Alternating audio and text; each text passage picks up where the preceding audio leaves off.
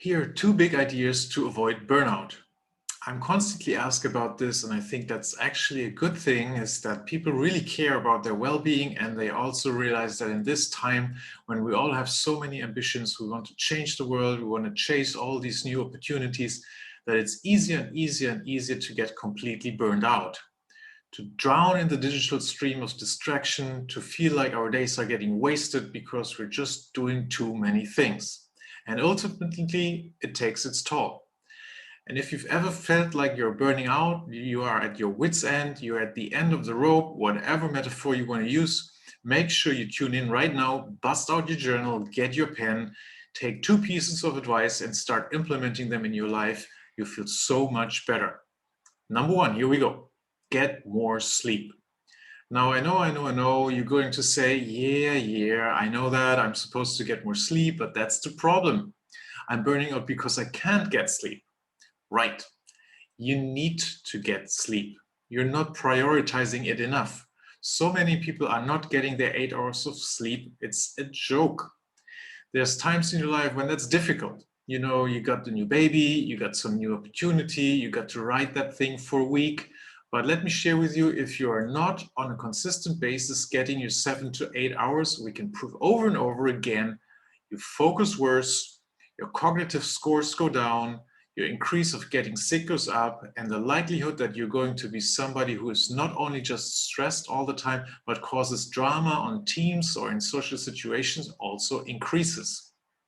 Meaning, the less sleep you get, the more of a jerk you become. The more of a jerk you become, the more you're going to feel like you're burning out. And trust me, it's vital that you prioritize sleep again. It is the greatest gift you can give.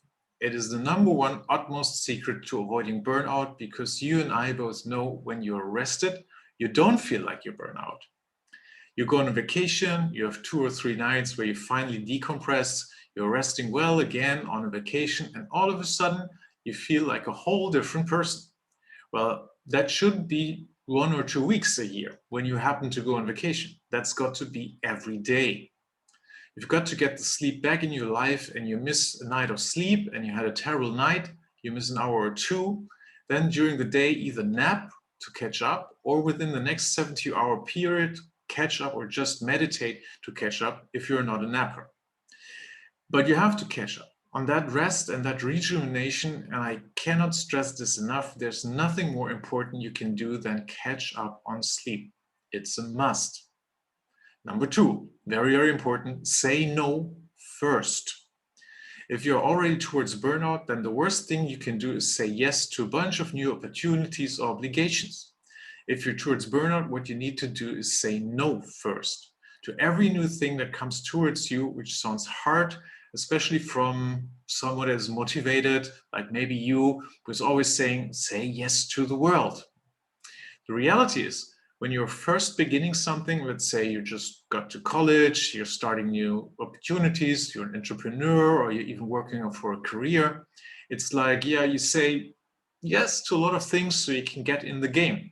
But as you get more established, or you achieve more, or you are more busy, that's the time to start saying no to everything first, unless you can make the case for why you should take something on. Like, you got to think of it like a business case. Anytime someone says, I got this new idea for you, I approach it like a business case. The automatic answer is no. And until they've made the case for why it should be a yes for me, or I've made that case internally and I really well thought through it, it's an immediate no, pass, focused on what I'm focused on.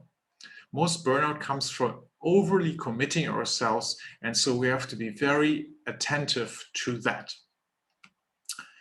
So you can do these things. Life can feel so much more joyous than a big, long journey of burnout, but it's up to you to take back control. And once you do that, you will start to experience what I call a charged life.